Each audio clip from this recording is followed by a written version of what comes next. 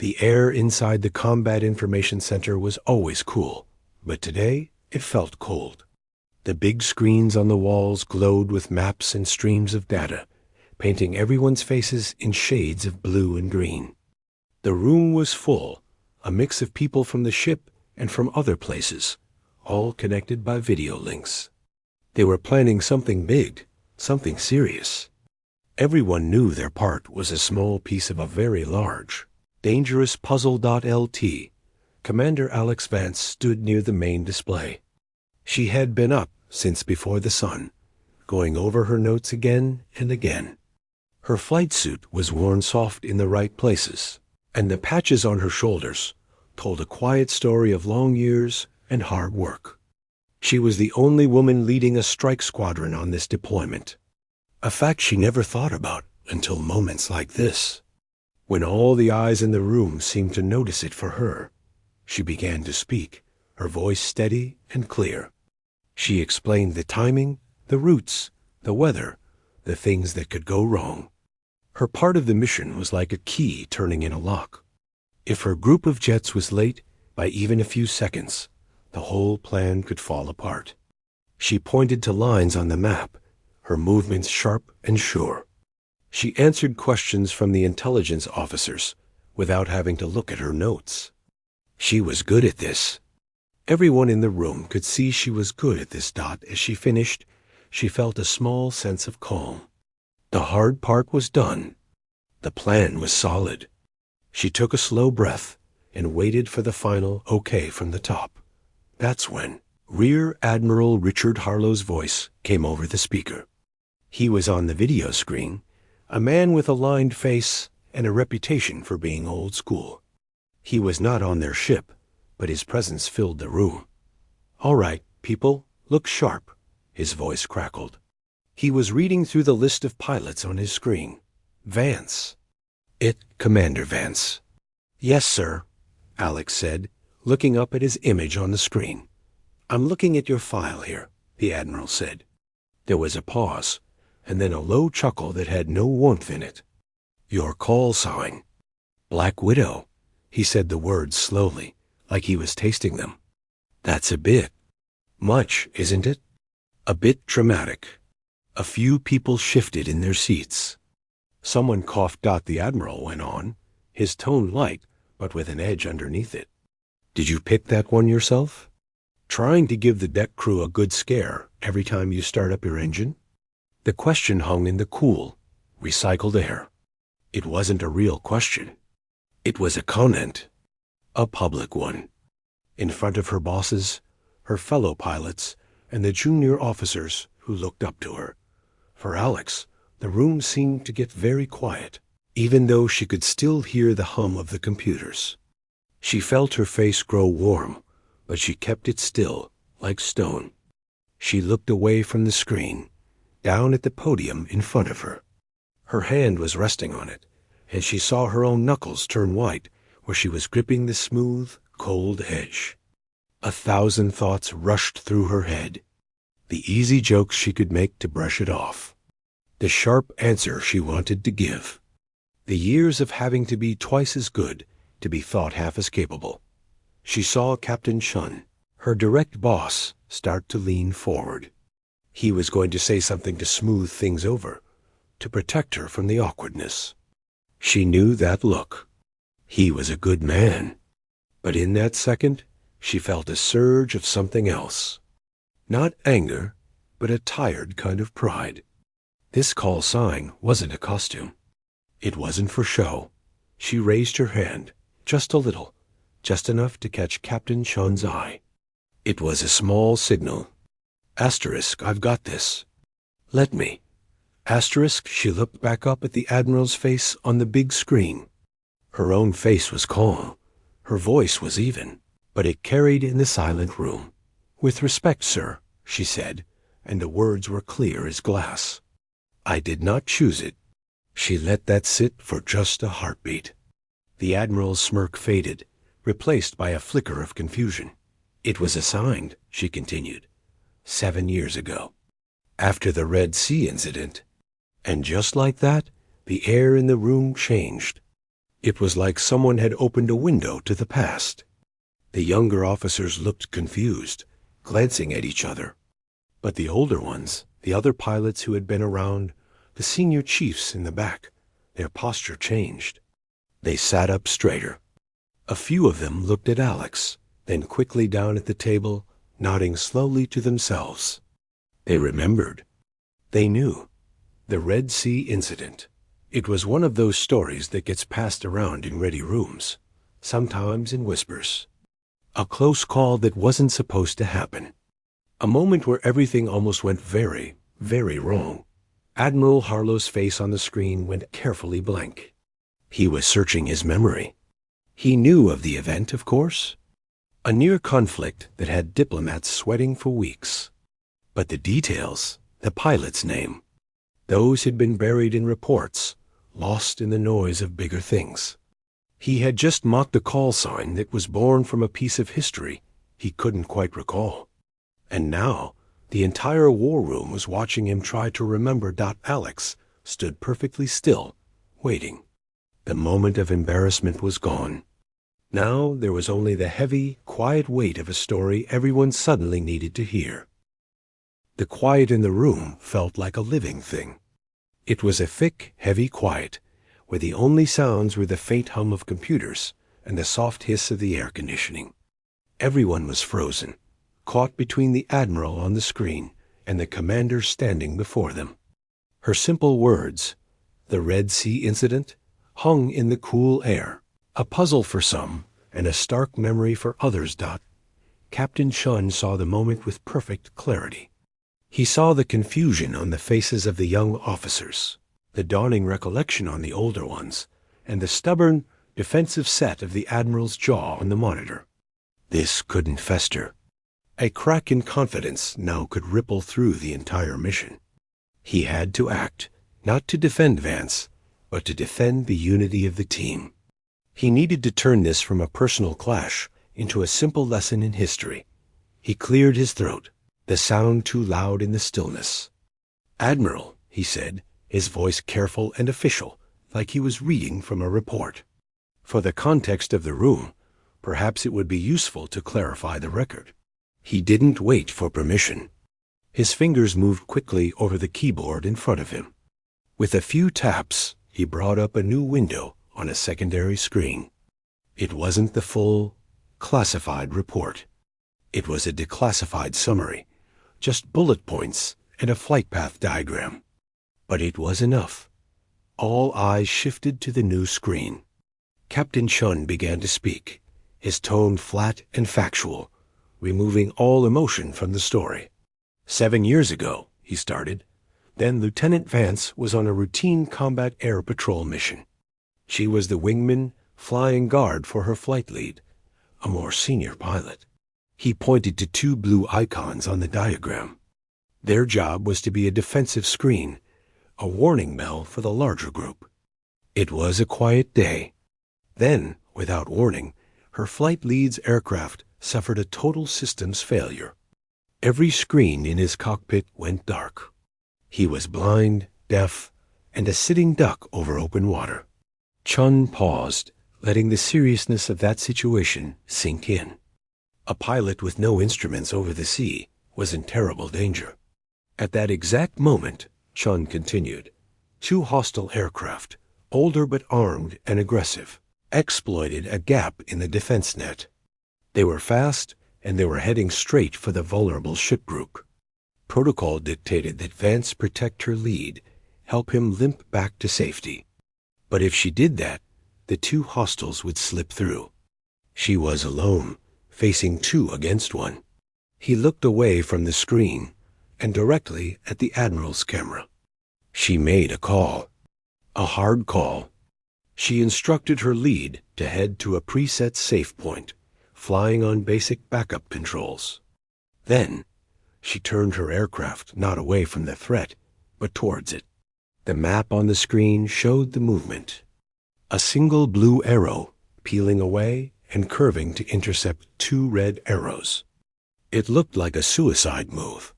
She didn't have the fuel or the weapon advantage for a straight fight, Sean explained. So she didn't give them one. She used the geography, the low valleys of a nearby coastal range, to disappear from their radar. She'd pop up just enough to let them see her, then drop down again. She led them on a chase, not towards her ship, but away from it and into a winding, fuel-burning maze of airspace. A few of the veteran officers were nodding slowly. They understood this language. This was the chess game of aerial combat, not the checkers. For 20 tense minutes, Chun said, his voice dropping slightly, she played this game. She made them think she was scared. She made them think she was trying to run. She used every trick in the book to make them chase her, to fire their missiles too early, to burn their precious fuel. She was the bait, and she was also the trap. He finally looked back at Vance, who was still standing perfectly still, her eyes fixed on a point on the wall. She looked like someone listening to a story about a stranger. The official debrief, Chun stated, noted that she never fired a single missile. She didn't have to. She ran them dry. Both hostile aircraft, frustrated and low on fuel, were forced to break off and disengage. In their haste to return home, both pilots miscalculated. One aircraft crashed into the sea. The other made a desperate landing on a rough strip, damaging the plane beyond repair. No splash call was ever made by our side. It was a psychological and tactical victory. 0 ammunition expended. 2 threats neutralized. The fleet remained completely safe. He closed the file window. The screen went dark. The simple facts, laid out in that dry, report-like tone, were more powerful than any boastful story. After that mission, Chen concluded, looking around the room, her squadron mates gave her the call sign. Black Widow. It wasn't about being scary. It was about the method. Patient, smart, luring the threat into a web of its own making. It was a sign of respect. The silence returned, but it was completely different now. The embarrassment was gone. The tension had melted away, replaced by a deep, humming understanding. The young officers looked at Vance with wide eyes, seeing the calm woman at the front of the room in a stunning new light. The story transformed her. She wasn't just a pilot. She was a tactician of a rare kind. On the video screen, Admiral Harlow's face had gone through a journey. The defensiveness had crumbled. His cheeks were flushed with a red heat that had nothing to do with the room's temperature. He was staring down at his own desk, unable to meet the eyes of the people in the CIC. He had tried to make a joke about a nickname, but he had accidentally mocked a medal-worthy piece of service. He had mistaken a badge of honor for a bit of drama. In that heavy, silent room, he wasn't an admiral anymore. He was just a man who had spoken without knowing, and the weight of his error was pressing down on him, clear for everyone to see. The silence in the Combat Information Center was absolute. It wasn't the quiet of an empty room. It was the pressurized quiet of a dozen people holding their breath. The low hum of the servers seemed to grow louder, filling the space where words should have been. Everyone was stuck. Their eyes were glued to the large screen at the front, watching the Admiral. His face, once full of easy authority, had completely changed. The faint, mocking smile was gone.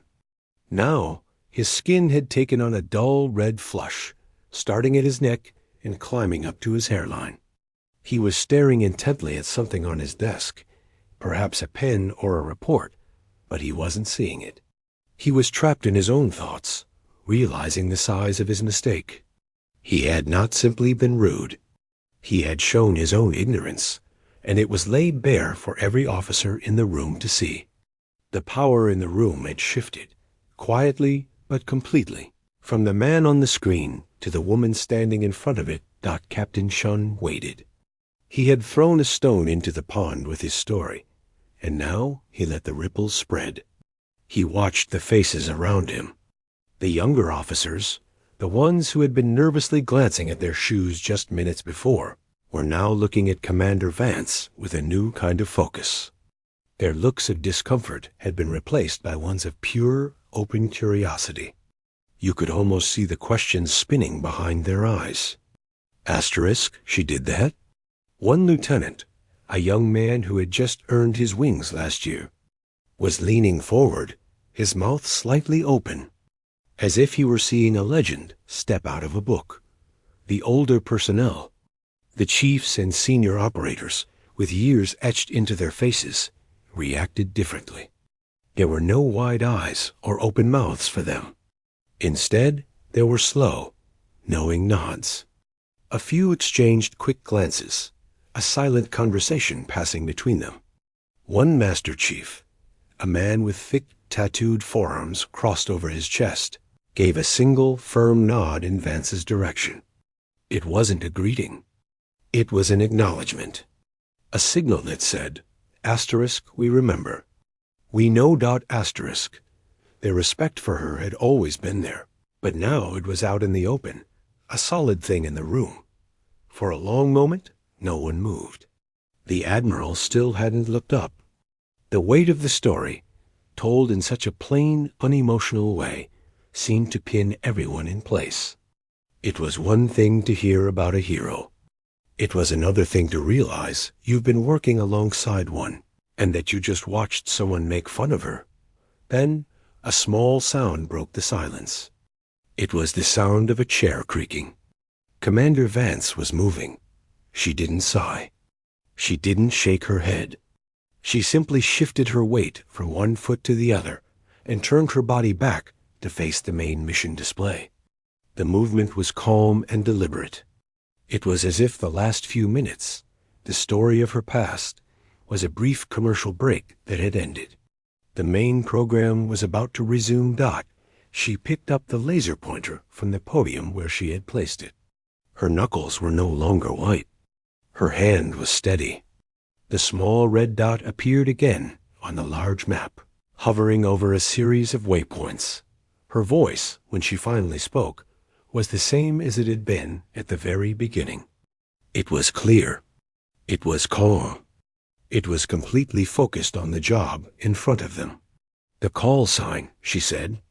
And she said the words not to the Admiral, but to the room, to the mission itself. Is not relevant to the task we have today. It was the most professional way possible to draw a line. What happened 7 years ago was history. What happened in this room a minute ago was a distraction. She was sweeping it all aside with one sentence. She let the red dot move along the planned flight path on the screen. Our window for success is 90 minutes from now. The weather at the initial point is holding, but we are watching a band of cloud here. The dot stopped, circling an area on the map. My element is prepared. Our aircraft are armed and ready. The deck crew is standing by. We are focused on the execution of this plan, exactly as briefed. Every word was a brick, rebuilding the structure of the mission that had almost crumbled under the weight of the Admiral's joke. She was giving them all a way out. She was handing the conversation back to the Admiral, but on her terms. The terms of duty. On the screen, Admiral Harlow finally moved. He cleared his throat. The sound was harsh and grating through the speakers. He slowly lifted his head. He did not look at Vance directly. Instead, his eyes scanned the room, seeing the focused faces, seeing the way everyone's attention had snapped back to the maps and the data. The moment for mocking was over. The moment for leadership was now, and he had almost lost it. He took a slow breath, the kind of breath a man takes before stepping into cold water. His voice, when it came, had lost all its earlier edge. It was flatter, softer, almost careful. Understood, he said. The word was simple. Then, after another pause, he added, "Proceed with the timeline, as you have outlined, Commander." He didn't apologize. That wasn't his way, and in that room it wasn't expected. But his acknowledgement was everything. He had retreated from his position, and he had done so by fully accepting her plan. He had re-established the chain of command by following her lead. Captain. Sean let out a breath he didn't know he was holding. The crisis had passed. Not with a bang, but with the quiet click of a red laser dot moving to the next waypoint. The briefing continued. The talk returned to fuel loads, communication frequencies, and emergency procedures. But nothing was the same. When the Admiral spoke, his comments were brief and direct. No jokes, no teasing. When Vance answered, her replies were met with a new kind of attentive silence from everyone in the room. The name Black Widow wasn't said again. It didn't need to be. From now on, whenever anyone heard it, they wouldn't think of a spider. They would think of a lonely jet over the Red Sea, dancing two enemies into the dark, and of the calm. Unshakable woman in their midst who had once done the impossible, and who was now, quietly, getting ready to do her job. The briefing did not end with a dramatic speech or a final pointed look. It ended with the simple, practical sounds of a plan coming together. Slide decks were closed. Laptops were shut. The large glowing maps on the wall switched from the detailed mission view to a broader operational picture. The spell of the story was broken, replaced by the familiar, urgent rhythm of preparation. The room began to stir. Chairs scraped softly on the floor as people stood up. There was a low murmur of conversation, the sound of voices returning to normal after being held in check for so long. But the feeling in the air was different. It was sharper, more focused. The mission ahead felt more real, more possible. Somehow Commander Vance gathered her notes from the podium, stacking them into a neat pile. She did not look at the main screen, where the Admiral's feed had already gone dark. She did not seek out any eyes in the room. Her movements were methodical, efficient. A young lieutenant, one of the communications officers, approached her hesitantly. He had a question about the backup frequency sequence. Vance listened, then answered in that same steady voice, pointing to a line on his tablet. Her explanation was clear and patient. It was as if the last 20 minutes had never happened. But for everyone else, it was all they could think about Dot as people filed out of the CIC into the bright, narrow hallway of the ship. The conversation started in hushed tones. Did you know? A young female systems operator whispered to her friend. A man holding a radar manual. No idea, he whispered back, glancing over his shoulder. I heard she was good, but that's something else. She just outthought them. Near a water cooler, two older chiefs stood, drinking from paper cups.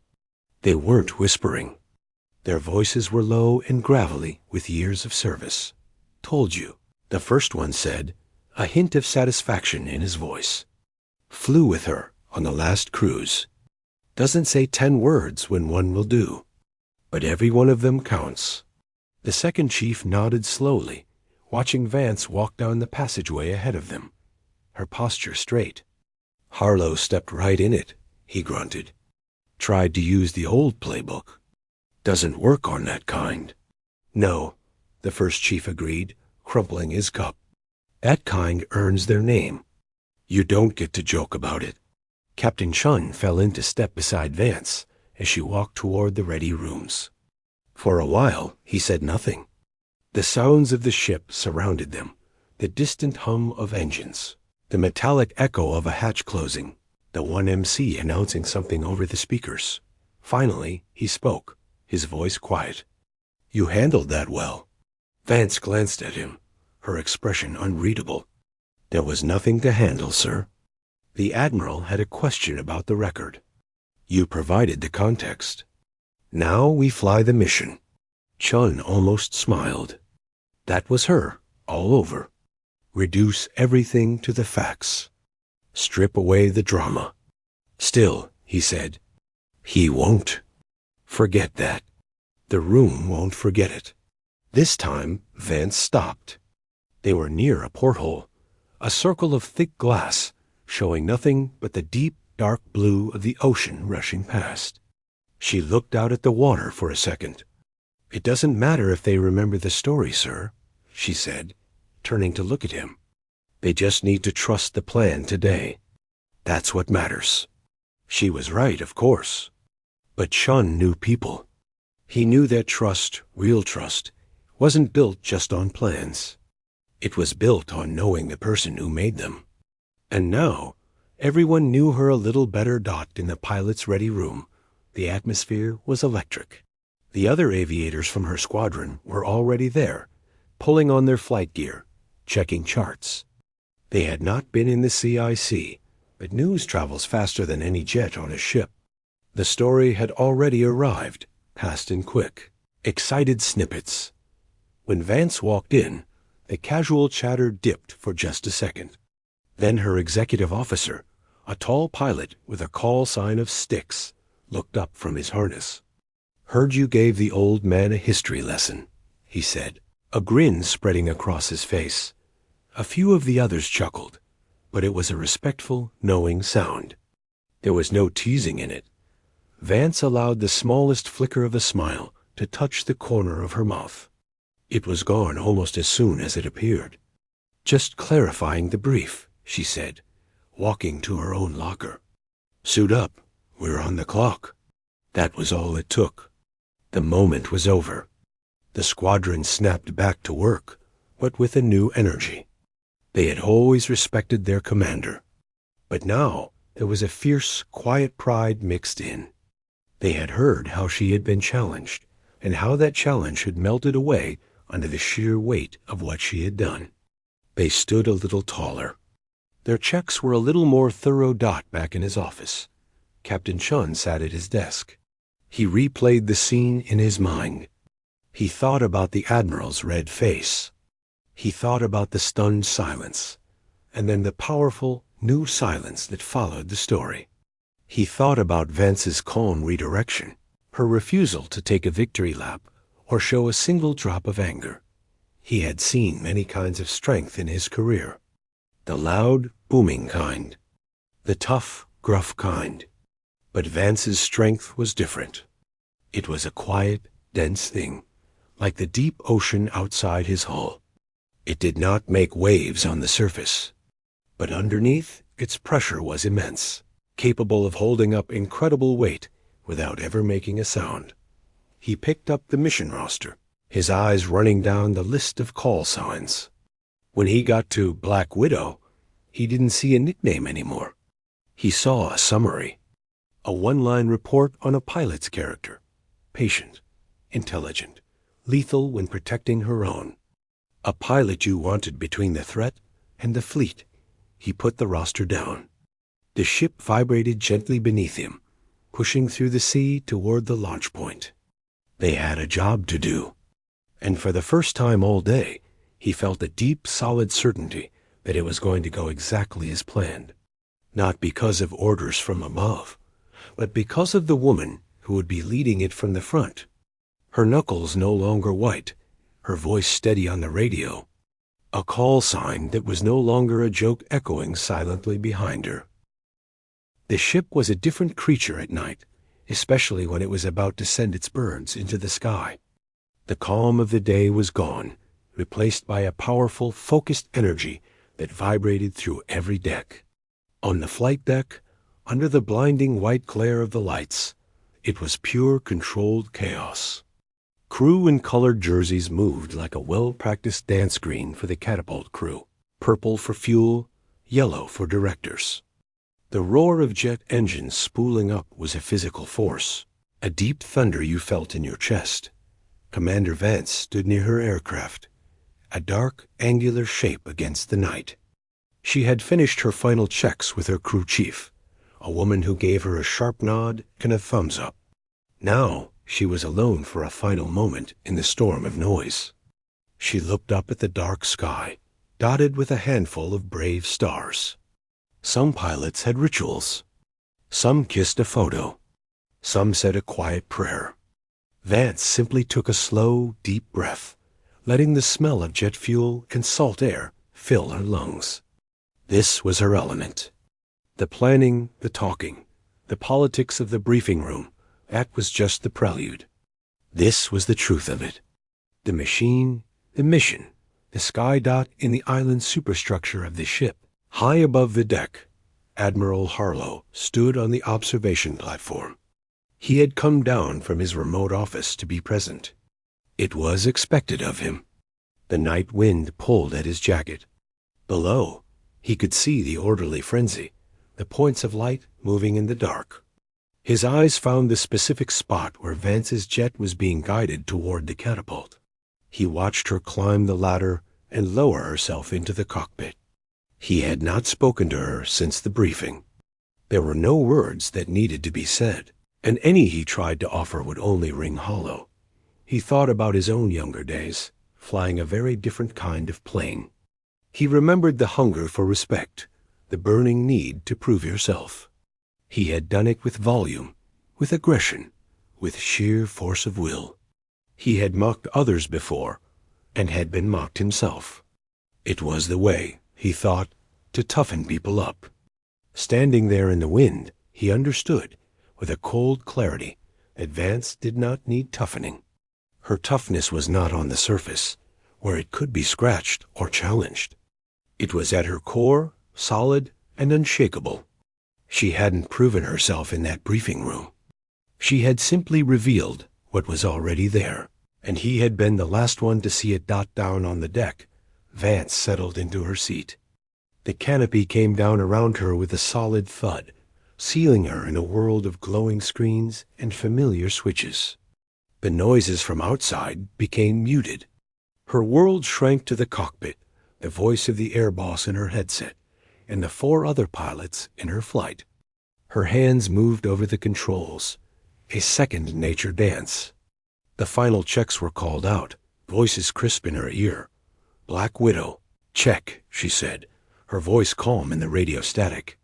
There was not a hint of hesitation, not a trace of anything but pure professionalism. No one on the frequency reacted to the name. It was just a call sign now. But everyone who heard it knew its weight. The yellow-shirted director outside her jet gave her a series of sharp, clear signals.